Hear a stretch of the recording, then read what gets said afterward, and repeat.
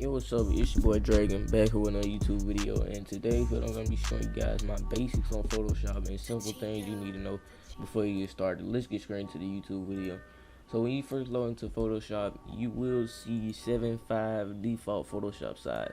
Now when I first logged in, I didn't know what it means, but I looked up a video, and what you need to do is you need to go to 1280 by 720, and 720 is gonna be the height. Now for your resolution, I always need to be 300 no matter what it is, and your pixels inch, it needs to stay on that pixels by inch. And your background content, keep that on white. Okay, now you will see a white screen, and you will see a lot on your layers down here. So what you want to do is you want to right click that background layer, right click background, and just make the layer below that not visible. And now what you want to do is you want to get your magic wand tool, which is in the toolbar right on the lasso tool, and you want to click on this right here. You want to click on the white image, and make sure you're on the image above the one below, because it won't actually work, because it's gonna say it's not visible. So you want to control, and then you want to X, and it should be transparent. Now the tool I want to show you guys about, first one I'm going to start with is the move tool.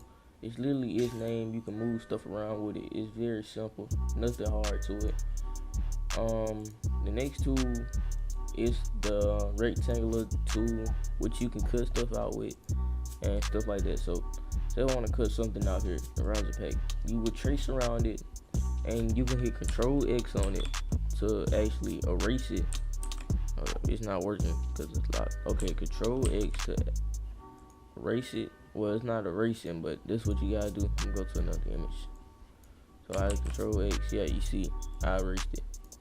But if you don't have it like this right here, it has to be not locked for it to work. And if you want to bring the stuff over with it, you literally just go around it, and you go to the move tool, and you can bring it to another image. So it's really helpful for certain stuff. But yeah, and that's pretty much it. But say if you got this on your screen and you don't know how to get it off, what I do is I just go to another tool that's made for like tracing and stuff. So the lasso tool, for instance, and I just click on it real quick and make it go away. And you can just click with that tool itself to make it go away, because sometimes the layer will be messed up. Alright, so the next tool I want to get into is the brush tool. It's literally just its name. It's to just brush around basically. But like, let's say if you want to change something real quick, so I'm gonna just find something to change. Let's say if you want to change Joel Embiid's eyes, you want to trace around his eyes with this tool right here, and then you can go to the brush tool and use a color picker and pick a certain color, and then you go back to the brush tool. Make sure you own the actual image, and you can just do that color inside of that if you want to only do it inside a certain layer. Another tool that I recommend over the lasso tool for cutting, or the tool right there, is the pen tool. It's way better than cutting, but yeah, just use this tool and don't use the other one, because you can actually do a lot more stuff with it. Like, if you mess up with this tool, say if I want to go over here, like right here, but I make a mistake and turn around over here, I can go back right here and delete everything I just did and make it the same. You can also pull the tool around and like make curves and stuff, so it's really good. It's a really good tool. But yeah. And then once you go back to where you started from, what you want to do is you want to connect it with the dot you first started. Make selection. Make sure your feather radius is on 1, and you can either bring this out, or you can either literally just cut it with Control X, and it's that simple. Now I'm gonna show you guys about layer styles and stuff, and I'm gonna get into color correction after that. Now, as you see on the screen, we got these layer styles over here. Now, this pack is free, and it's on my top 5 GFX pack videos. So you want to go to the horizontal type tool. That's what it's actually called, but it text has a big T over there. I'm gonna type dragon in, and just make sure your text is gray. Wait, let me see if it works without being gray. I think it might have to be gray for it to work when you paste the layer style on it. Okay, no, it doesn't. So your text, just make sure you place your text the right size and everything, and you just paste the layer style. Layer style is easy to do. You just literally go on it and then paste it. Now, since I'm talking about these layer styles, I'm gonna get into 3D text real quick, like a real quick lesson on 3D text. Yeah, just make new text, but make sure the text is gray, cause it's easy to do to just try to delete that image. Just make new text, make sure it's the right size basically, and I'm gonna write my name on this text right here. I'm Dragon, but make sure it's gray. You gotta go to the color picker and pick it out. I'm gonna do it one more time just in case. Go to the color picker, run across it, and you go to it. Since you already got your gray color, just click on it again, and you will have the color gray. Now, for my 3D text, I know a little trick because sometimes it be acting stupid. Like, so you want to go to like the biggest area you can find basically with your text, and just make it as big as possible without it being outside the box, because if it be outside, it will not show up after it's done. So you want to go to 3D, obviously, and 3D expression from layer. I'm probably not saying that word right, but you see what I'm clicking on the screen.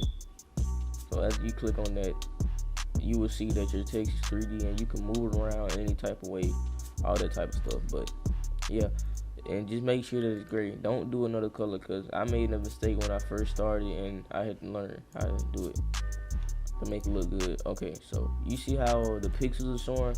If you get into a bigger area, like a banner size area, it will look even better. But I actually have my 3D text now. So since we have this layer style pack, I have 3D layer styles, and this pack is really good with the 3D layer styles in here. So I'm gonna do the color red. I'm gonna do color red and green. But basically what you do is you right click on that layer style, and you do copy layer style, which you right click on the copy layer style, and you just go back to your 3D text right here, and you right click on that also, and you paste the layer style. Now when you do that, you can see that it's showing up like that, but that means that your color is not gray enough. But you can fix that easily.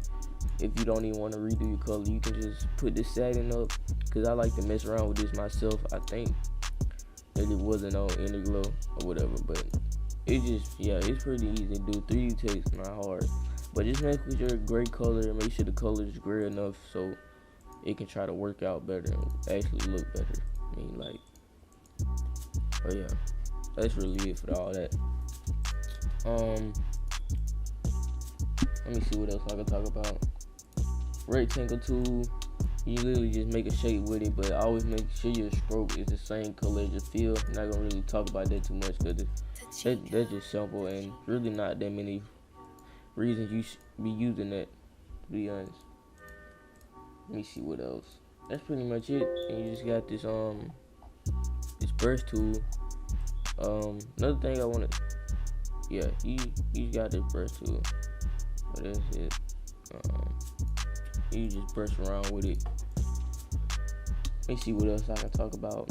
Now, another thing is, let me go to one of my PNGs.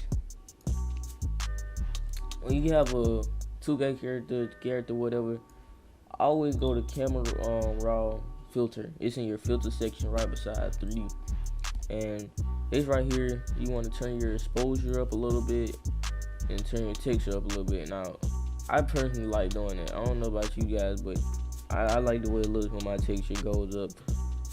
And you can add some saturation. This is already saturated, so you really don't need that much on here. But you can see that it actually makes the image look way better. Another thing is the actual color corrections down here that you can make yourself. So you see saturation layer, how I went down that below my layers right here. All this stuff black and white, and all this. And if you want this this color correction to specifically go on this layer right here, what you do is you click the click layer thing right here, like it clips to the thing. It's like a clipping mask basically. And you see what I just clicked, and this is only gonna go to this right here. The hue and stuff is only gonna be on here. But yeah, that's literally it. And I'm gonna just show you guys a quick trick. So you see how I have the pen tool. If I want to change, you see how he has on this probably Cleveland Cavaliers jersey, I'm guessing because of the color or whatever. But I can change the color of this and make it look like a whole other jersey just by using this pen tool. I'm gonna just do it real quick because I know it's not gonna take that long. I'm not gonna try to do it perfect, but if you actually go around it like this right here, and just hold up, I'm almost done. After this, probably gonna end the video. So you see, you connect it to the end. You have to make a selection, and now what you want to do is you want to go to your lasso tool. You want to right click inside the image and layer via copy. Hold up, you gotta make sure you're on the image though, because you might be on the color correction. Layer via copy. Okay, now that we have layer via copy, the clipping mask should be on this right here. So only thing you want to do is literally just change the hue, and you see it's changing the color of the shirt. Now that's really good. You can be creative with that, and yeah, that's really pretty much all I can show. Next video I actually show a thumbnail tutorial. These are just the basics to it. Anything else I didn't touch down on, I mean, do have this right here. It's the rotator, so I'm just show a quick example with what's going on with this right here, because I know some people could be confused. It's like, because they making a thumbnail for 2K and something can happen. I'm gonna just show you guys what I'm talking about. Alright, so you see how I have the green logo right here on the screen? Hold up, was I even on that? Yeah, I had the green logo right here. So basically, if you want to rotate this, go to a plain image, like just an image with nothing on there, a open one. And if you want to rotate this around, you can use this for a lot of stuff. You just want to rotate it. Flip canvas horizontal, and you got the other way. You can flip it upside down and all that, but that's really all I use that for. The next thing is, yeah, that's pretty much it. And you can just learn all this other stuff yourself. I mean, you got motion blur and all this stuff, and Gaussian blur, and this is just blurring out the image and stuff. You got all this type of stuff right here. Really, the only blurs I use is Gaussian blur and motion blur. I literally use nothing else. Camera raw filter, sharpen a little bit sometimes, and that's it. I'll get into advanced video. Hope you guys enjoyed this, and I hope you helped you out if you just start Photoshop. I'm out.